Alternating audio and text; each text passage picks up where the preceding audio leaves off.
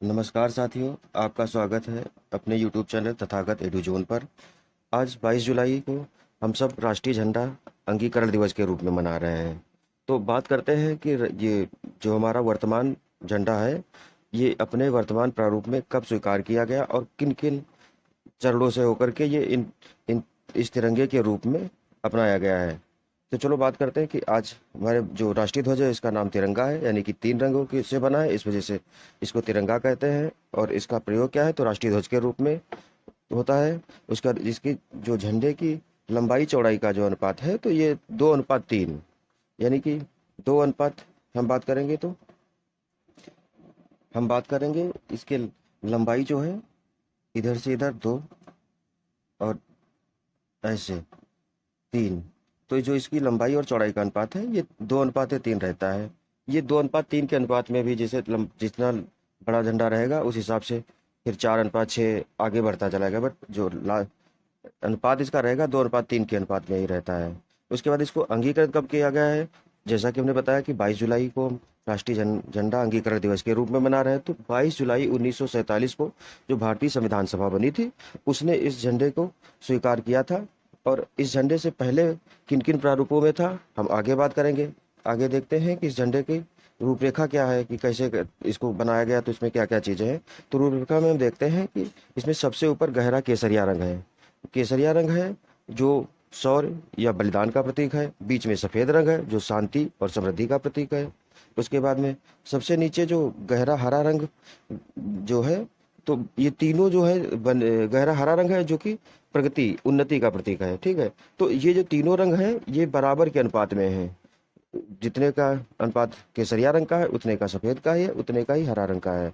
और हम देखते हैं कि जो सफ़ेद रंग की पट्टी है उसमें गहरे नीले रंग का, आप देखिए ये गहरे नीले रंग का चक्र बना है। इस चक्र में 24 तीलियां हैं। और इस चक्र को हमने जो सम्राट अशोक थे उनके सारनाथ अभिलेख जो है उसकी अनुप्रति पर बनाया है। तो इस चक्र की जो परिधि लगभग है, सफेद पट्टी की जितनी चौड़ाई है उसी चौड़ाई के बीच में यह नीले रंग का जो चक्र है बना हुआ है। ठीक है, चक्र में 24 तीलियां हैं। और इस जो वर्तमान हमारा झंडा है, इसकी अभिकल्पना यानी कि इसके स्वरूप को फाइनल किसने किया था, तो वो थे पेंगली वेंकैया। इन्होंने झंडे का जो वर्तमान स्वरूप है इसको तैयार किया था। इससे पहले इन्होंने 2 स्वरूप और तैयार किए थे। तो उसमें से जब जब स्वतंत्रता जो संविधान सभा बनी थी, तो उसमें इस झंडे के जो फाइनल स्वरूप देखते हैं तो इस वाले झंडे को अपनाया गया। तो अन्य जानकारी में हम देखते हैं क्या है, तो ये जो वर्तमान झंडा है हमारा तिरंगा, तो ये हर स्वतंत्रता दिवस और गणतंत्र दिवस के अवसर पर लाल किले की प्राचीर पर राष्ट्रीय ध्वज को बड़े ही आदर और सम्मान के साथ फहराया जाता है। और जब हम बात करते हैं लाल किले की प्राचीर पर, तो हमेशा देखते हैं कि पीएम जी जो है हमारे प्रधानमंत्री, जो भी वर्तमान प्रधानमंत्री होते हैं, वो इस झंडे को फहराते हैं।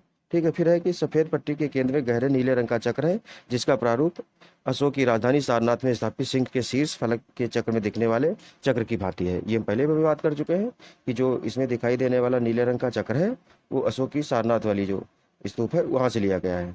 अब बात करते हैं कि जो भारत में सबसे पहले झंडा बना, जब औपनिवेशिक काल चल रहा था, तो स्वतंत्रता आंदोलन को प्रगति और एक प्रतीक के रूप में बढ़ावा देने के लिए एक झंडे की परिकल्पना की गई, जिसमें सबसे पहले जो झंडा 1904 से 6 के बीच में सिस्टर निवेदिता विवेकानंद जो थे उनकी शिष्या थी, तो उन्होंने मतलब राष्ट्रीय प्रतीक के रूप में इस झंडे को अपनाया। तो इस झंडे में क्या था कि लाल रंग के बीच में पीले रंग से ये बांग्ला भाषा में लिखा है। सिस्टर निवेदिता द्वारा लाल और पीले रंग का प्रथम झंडा बनाया गया था। यह राष्ट्रीय आंदोलन के प्रतीक के रूप में जाना गया। ये तो हम देखते हैं कि 1904 से 6 के बीच में जो पहले झंडे का प्रारूप आया वो इस तरीके का था। अभी ये तिरंगा नहीं हुआ है, 2 रंग हैं इसमें, 2 रंग को ही अपनाया गया। फिर हम आगे देखते हैं कि 1906 में भारत में तिरंगे के रूप में पहला झंडा अपनाया गया है। तिरंगे के रूप में पहला झंडा कौन सा है, और इसमें सबसे ऊपर नीला रंग है, नीले रंग में तारे के निशान बने हैं, बीच में पीला रंग है, पीले रंग में वंदे मातरम लिखा है। और लाल लाल की जो नीचे वाली पट्टी है वो लाल रंग की है, जिसमें एक तरफ सूर्य का निशान बना है और एक तरफ बना है आपका तारा और चांद का निशान बना है। इसका निर्माण भी कोलकाता में सिस्टर निवेदिता द्वारा ही किया गया था। और ये 1906 से 6 से 7 तक भारत के झंडे के रूप में बना है। इसके बीच में वंदे, जैसे हम बता चुके, वंदे मातरम लिखा था। और नीली वाली पट्टी पर तारे बने थे, बीच में वंदे मातरम, लाल वाली पट्टी पर सूर्य और चांद तारा बना हुआ था। ठीक है। ये तो 1906 का झंडा था। ये पहला तिरंगा झंडा है जिसका निर्माण किसने किया था? सिस्टर निवेदिता ने किया था। अब आगे बात करते हैं कि इसके बाद जो झंडा बना है वो हमारा 1906 से 7 के बीच में बना है। 1906 से 7 के बीच में इस झंडे का निर्माण क्या है? तो स्वदेशी आंदोलन जो चल रहा था उसके समय बंगाल विभाजन जो हुआ था, तो उसको बंगाल विभाजन के विरोध के प्रतीक के रूप में इस झंडे को अपनाया गया था। इसमें भी देखते हैं कि ये जो तिरंगा था, इसमें ऊपर हरी पट्टी थी, बीच में पीली, नीचे लाल पट्टी थी। इसमें ऊपर हरी पट्टी में कमल का निशान बने थे, उसका बीच की हरी पीली पट्टी में वंदे मातरम लिखा था, और जो नीचे वाली पट्टी है लाल पट्टी, इसमें एक तरफ आपका चांद बना है, एक तरफ सूर्य का निशान बना है। तो इस तरीके से ये भी तिरंगा था और ये स्वदेशी आंदोलन के प्रतीक के रूप में अपनाया गया था। इसके बाद में फिर आगे बात करते हैं, तो हम देखते हैं जो अगला झंडा बना है वो 1907 में बनाया गया है। और ये झंडा जो था 1907 वाले झंडे को मैडम भीकाजी कामा, बीडी सावरकर आदि जो उस समय के स्वतंत्रता आंदोलन सेनानी थे, उन्होंने मिलकर के बनाया था। तो ये हुआ क्या था, उस 1907 में जर्मनी के स्टुटगार्ट में पहली अंतर्राष्ट्रीय बैठक हुई थी, तो वहाँ इस झंडे को मैडम भीकाजी कामा द्वारा फहराया गया था। तो ये पहला ऐसा अवसर था जब किसी भारतीय झंडे को किसी विदेशी धरती पर फहराया गया हो। तो ये झंडा था आपका। इसमें भी 3 कलर हैं। 3 कलर में हम देखते हैं कि पहला कलर ऊपर केसरिया रंग का है, ये हल्के केसरिया रंग का है, बीच में पीले रंग में वंदे मातरम लिखा हुआ है, नीचे हरा रंग है, हरे रंग में ये स्टार का निशान बना है, एक तरफ दूसरी तरफ इस चांद और तारे का निशान बना है। तो ये आपका 1907 में झंडा था जिसे जर्मनी में पहली बार स्टुटगार्ट में मैडम भीकाजी कामा ने फहराया था। ठीक है। अब उसके बाद में अगले झंडे का जो प्रारूप आता है वो 1917 में आता है। 1917 में भारत में होम रूल आंदोलन चल रहा था। एक तरफ होम रूल आंदोलन 2 चल रहे थे, एक चल रहा था आपका बाल गंगाधर तिलक का, उसके बाद में दूसरी थी एनी बेसेंट। तो इन दोनों लोगों के जो होम रूल आंदोलन चल रहे थे, तो तिलक ने होम रूल आंदोलन के मुख्य प्रचारक के रूप में इस झंडे को स्वीकार किया था। उनकी मांग थी होम रूल आंदोलन यानी कि डोमिनियन स्टेटस की मांग थी, उसी के परिप्रेक्ष्य में इन्होंने इस झंडे को अपने मुख्य प्रचारक के रूप में अपनाया था। ठीक है। तो ये डोमिनियन स्टेटस के रूप में झंडे को स्वीकार किया था और 1917 में बाल गंगाधर तिलक द्वारा इस झंडे को अपनाया गया था। अब आगे बात करते हैं कि 1917 के बाद में झंडे को लेकर के असहयोग आंदोलन उस समय चल रहा था। तो असहयोग आंदोलन के समय में गांधी जी ने राष्ट्रीय झंडे के एक ऐसे प्रतीक की बात कही कि कहा जिसमें सभी देश के समुदायों का प्रतिनिधित्व हो और सबको जोड़ने वाला ऐसा झंडा तैयार किया जाए।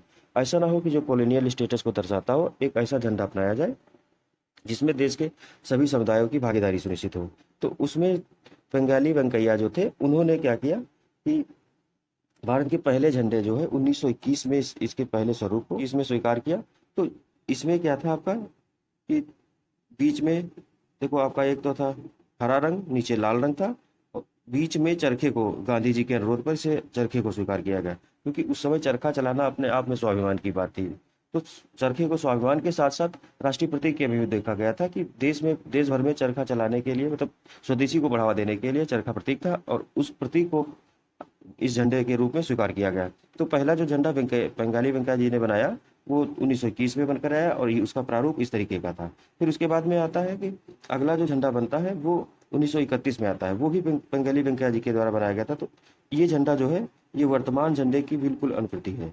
बस खाली अभी के झंडे में क्या है, बीच में चक्र है और इसमें चरखे का निशान था।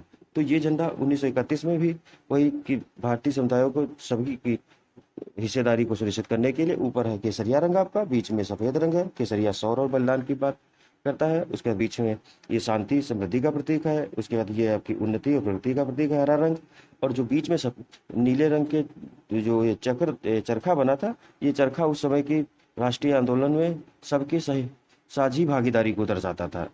तो उस समय 1931 में इस झंडे को स्वीकार किया गया था।